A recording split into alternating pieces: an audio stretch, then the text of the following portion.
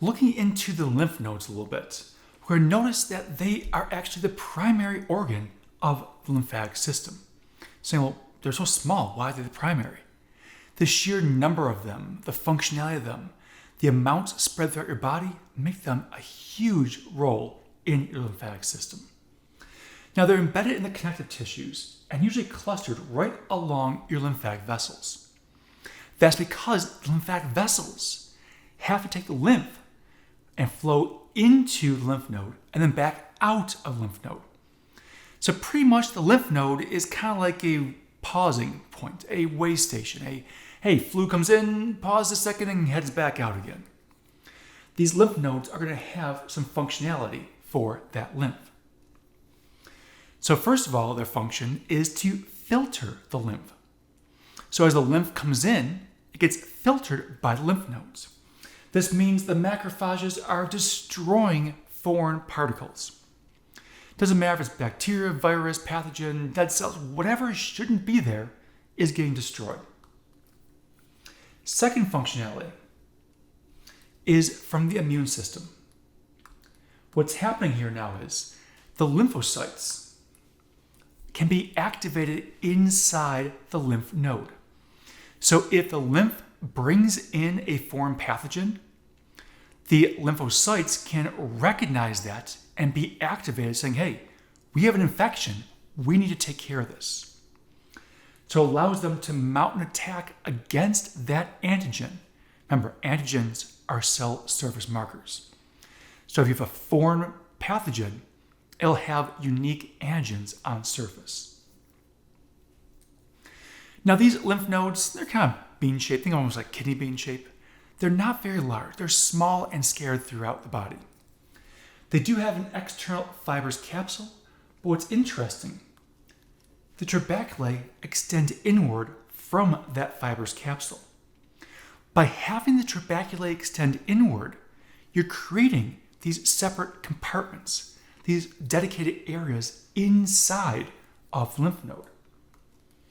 And it's inside these compartments we're going to see a few unique things happening. So first of all, when you look inside the structure of a lymph node, you can notice we have these compartments, these structures that are built by the trabeculae coming inwards. And it's inside those compartments that you'll have the cortex outside and more medulla inside. The cortex is housing more of your T cells. Well, if you get down into the more medulla, the germinal centers, that's more of your B cells. So the T cells and B cells have slightly different functionality, and they're being housed in different places here. But regardless, you still have the lymph coming through this whole area. So it's coming in and then going back out. So it's being filtered and recognized by the cells inside of the lymph node. So now the lymph is entering what is pointed out by an afferent lymphatic vessel. So that's what's coming in. Now as the lymph comes in these afferent vessels, it then goes into these subcapillary spaces. What's happening here is they're kind of like more sinuses. There's some large, some small, but they're being sent into these compartments. And then eventually that lymph will exit via the efferent vessel. But what's interesting, there are more afferent vessels than there are efferent vessels. That means there's more coming in than there is going out. Why? It causes the lymph to stagnate. That means you have all this lymph pouring in, but it can't all leave right away. There's not as many efferent vessels leaving. So it causes it to stagnate. It sits inside a little bit. It allows the T cells, the B cells, the macrophages. It allows them all to kind of make sure they pick through everything in that lymph. It makes sure there's time to sort through what is there. That way, everything carries out its functions, and when that lymph leaves, it's cleaner and hopefully lower in pathogens. All right, switching over gears to the spleen now. Now, the spleen itself is the largest of the lymphoid organs. Your spleen itself is basically having the splenic artery, the splenic vein. Hopefully that rings some bells back from blood vessels so you know kind of where they are. Functionality. It is lymphocyte proliferation.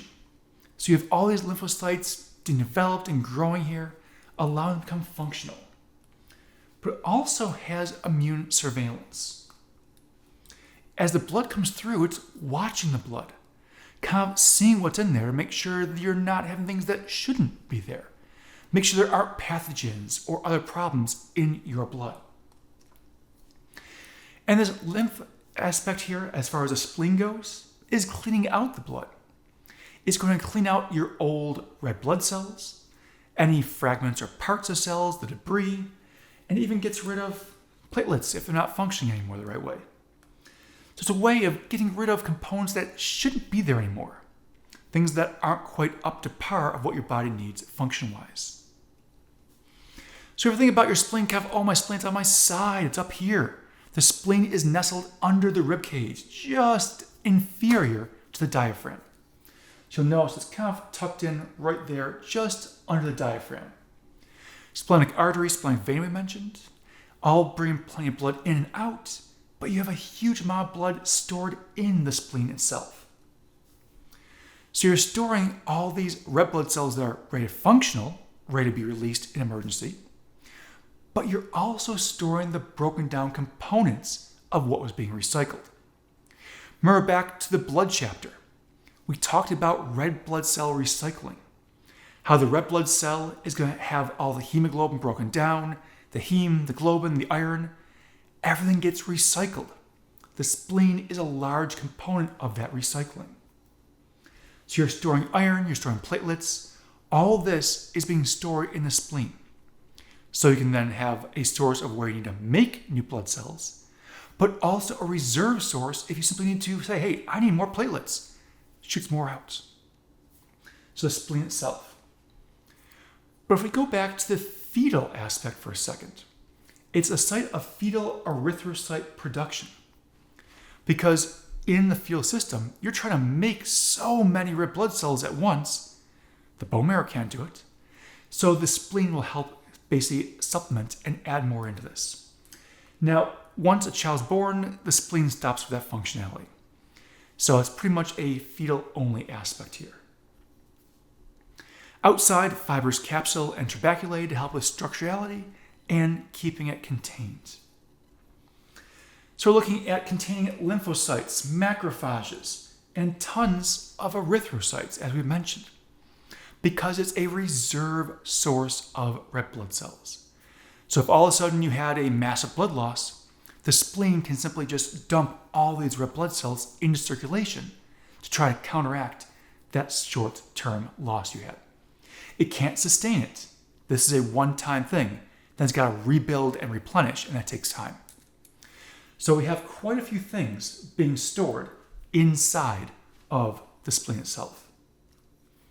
So the spleen, looking about the lymph nodes there a little bit, and looking into plenty of functionality of how your lymphatic system is working.